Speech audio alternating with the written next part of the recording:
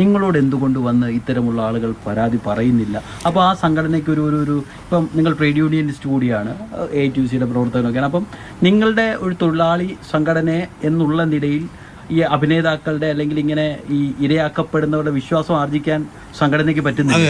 ഇതൊരു വെൽഫെയറുമായിട്ട് ബന്ധപ്പെട്ട് നിൽക്കുന്ന ഒരു ചാരിറ്റബിൾ ആക്ട് പ്രകാരം നിൽക്കുന്ന ഒരു സംഘടനയായതുകൊണ്ട് നമുക്ക് എടുക്കാവുന്ന തീരുമാനങ്ങൾക്ക് ഒരു പരിധിയുണ്ട്. അത് ചിലപ്പോൾ ഇവർ മനസ്സിലാക്കുന്നുണ്ടായിരിക്കാം. രണ്ട്, സംഘടന എന്ന് പറഞ്ഞാൽ ഇത്രയും ആൾക്കാർ ചേരുന്നതല്ലേ. അപ്പം അവരവരുടെ സ്വകാര്യതകൾ പരാതികളായാൽ പോലും പുറത്തു പറയാനുള്ള ഒരു മടി കൊണ്ടായിരിക്കാം ചിലപ്പോൾ പറയാത്തത്. പക്ഷേ ഈ നമ്മുടെയൊക്കെ പരാതിപ്പെട്ടാൽ നമുക്ക് ചെയ്യാൻ പറ്റുന്നതെന്ന് വെച്ചാൽ നമുക്ക് നേരെ സർക്കാരിന്, പോലീസിലെ നമുക്ക് പരാതിപ്പെടാൻ പറ്റുള്ളൂ. അപ്പോൾ ഈ 2006 കൊടുത്ത പരാതിക്ക് അന്നത്തെ ഭരണസമിതി തീരുമാനമെടുത്തിട്ടില്ല. അത് തെറ്റായിപ്പോയി എന്ന് പറയുന്ന ഒരാളാണ് ഞാൻ.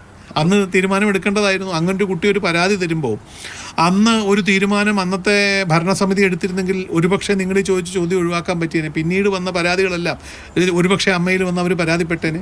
അപ്പോൾ അവർക്ക് ചിലപ്പോൾ തോന്നിക്കാണും നമ്മൾ പരാതിപ്പെട്ടാൽ തീരുമാനം ഉണ്ടാവില്ല എന്ന് അവരുടെ മനസ്സിൽ ഒരു തോന്നൽ ഉണ്ടായിരുന്നിരിക്കാം. അതായത് മുൻപ് ഇത്തരം പരാതികൾ കൈകാര്യം ചെയ്യുന്നതിൽ വീഴ്ച വന്നിട്ടുണ്ടെന്ന് നമ്മൾ ഉറപ്പാണല്ലോ. കാരണം 2006 ഒരു പരാതി കൊടുത്തിട്ട് അതിനൊരു തീരുമാനം എടുത്തില്ലെങ്കിൽ അതൊരു വീഴ്ച തന്നെയാണ്. ഇപ്പം എന്താണ് ഒരു വൈസ് പ്രസിഡന്റ് എന്ന നിലയിൽ ഇത്തരത്തിലുള്ള ആളുകളോട് പറയാനുള്ളത്? മുന്നോട്ട് വരാൻ ഈ സംഘടനയുടെ വൈസ് പ്രസിഡന്റ് ആയിട്ട് ഒരു പൊതുപ്രവർത്തകൻ കൂടിയായി ഞാൻ പറയുന്നത്, ഇങ്ങനത്തെ പരാതികൾ നിങ്ങൾക്കുണ്ടെങ്കിൽ നിങ്ങൾ പോലീസിൽ പരാതിപ്പെടണം. ഒപ്പം അമ്മയിലും കൂടി നിങ്ങൾ കൃത്യമായിട്ട്, കാരണം ഈ ബാക്ക്ലോഗ്, ഈ കുട്ടിയുടെ പരാതി തന്നെ 18-ാം തീയതി അവരൊരു മെയിൽ അയച്ചു. 20-ാം തീയതി ഉച്ചയ്ക്ക് മാലാ പാർവതിയാണ് എന്നോട് പറയുന്നത്, ജയൻ ചേട്ടാ ഇങ്ങനൊരു പരാതി വന്നിട്ടുണ്ടോന്ന് റെസ്പോണ്ട് ചെയ്യണം. ഓക്കെ, അവിടുത്തെ അവൈലബിൾ ആൾക്കാരുമായിട്ട് ആലോചിച്ചിട്ട് പറഞ്ഞപ്പോൾ നമുക്ക് എക്സിക്യൂട്ടീവ് കൂട്ടിയിട്ട് മറുപടി അയക്കാം. ഇതാണ് ആ തീരുമാനമെടുത്ത്.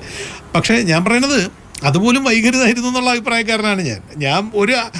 ഒരു പൊതുപ്രവർത്തകൻ എന്നുള്ള ലെവലിൽ ഞാൻ പറയുന്നത്, പലപ്പോഴും ഈ ക്ലറിക്കൽ ജോബിൻ്റെ വരുന്ന താമസങ്ങൾ അമ്മയിൽ സംഭവിക്കാൻ പാടില്ലാത്തതാണ്. അതൊരു തെറ്റാണ്. നമ്മൾ എപ്പോൾ വന്നാലും, ഞാൻ അമ്മയെ കുറ്റപ്പെടുത്തുന്നതൊന്നുമല്ല, പക്ഷേ എന്ത് ഒരു പരാതി ഒരാൾ വന്ന് പറഞ്ഞാലും അതിനൊരു എക്സ്ക്യൂസ് സോർട്ട് ഔട്ട് ചെയ്യാൻ എനിക്കും എന്നെപ്പോലത്തെ ഭാരവാഹികൾക്കും സാധിക്കണം. അവർ ഉത്തരവാദിത്തപ്പെട്ടവരാണ്, അതിനുള്ള ബാധ്യതയുണ്ട്. നമ്മളത് ചെയ്ത് കൊടുത്തില്ല എങ്കിൽ അത് അംഗങ്ങളോട് ചെയ്യുന്ന ഒരു തെറ്റായി മാറും. അത്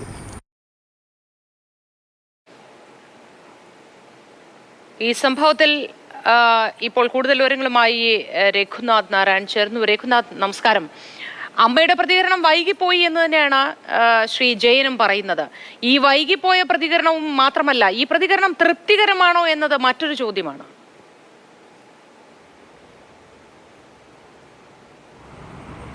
ഹേമ കമ്മിറ്റി റിപ്പോർട്ട് പുറത്തു വന്നതിന് പിന്നാലെ തന്നെ പ്രതികരിച്ചിരുന്നെങ്കിൽ ഒരുപക്ഷേ ഇത്തരത്തിലുള്ള വിവാദങ്ങൾ ഉണ്ടാകുമായിരുന്നില്ല എന്നുള്ളതാണ് അമ്മയുടെ വൈസ് പ്രസിഡന്റ് പറയുന്നത്. കാരണം അദ്ദേഹം പ്രസിഡന്റും സെക്രട്ടറി അടക്കമുള്ള ആളുകളോട് സംസാരിച്ചതാണ്. പക്ഷേ അതിനൊരു കൂടിയാലോചനയുടെ ഭാഗമായി അല്പം, അതായത് അവരുടെ ഒരു സ്റ്റേജ് ഷോ ഉണ്ടായിരുന്നു, അത് കഴിഞ്ഞതിന് ശേഷം പ്രതികരിച്ചാൽ മതി എന്നുള്ളൊരു തീരുമാനമെത്തി. പക്ഷേ അപ്പോഴേക്കും ആളുകൾക്കിടയിൽ, പ്രത്യേകിച്ച് അദ്ദേഹം പറയുന്ന മാധ്യമങ്ങളൊക്കെ വലിയ രീതിയിൽ ഇത് വാർത്തയായ സ്ഥിതിക്ക് പൊതുജനങ്ങൾക്കിടയിൽ വലിയൊരു അവമതിപ്പുണ്ടായി. എന്തൊക്കെയോ മറച്ചു വെക്കാനുണ്ട് ഇവരുടെ സംഘടനയ്ക്ക്, സിനിമാ അഭിനേതാക്കളുടെ സംഘടനയ്ക്ക് എന്നുള്ളൊരു പൊതുവായുള്ളൊരു വികാരം ജനങ്ങൾക്കിടയിൽ ഉണ്ടായി. മാധ്യമങ്ങളൊക്കെ അത് സംബന്ധിച്ചൊരു അതുമായി ബന്ധപ്പെട്ട വാർത്തകൾ കൊടുത്തതുകൊണ്ടാകാം. പക്ഷേ ആ ഘട്ടത്തിൽ, ആദ്യ ഘട്ടത്തിൽ തന്നെ പ്രതികരിച്ചിരുന്നെങ്കിൽ ഇത്തരത്തിലുള്ളൊരു തെറ്റിദ്ധാരണ, അല്ലെങ്കിൽ എല്ലാവരെയും ഇട്ടെത്തിരുന്ന രീതിയിലുള്ളൊരു പ്രസ്താവനകൾ ഉണ്ടാകില്ലായിരുന്നു എന്നുള്ളതാണ് താരസംഘടനയുടെ വൈസ് പ്രസിഡന്റ് പറയുന്നത്.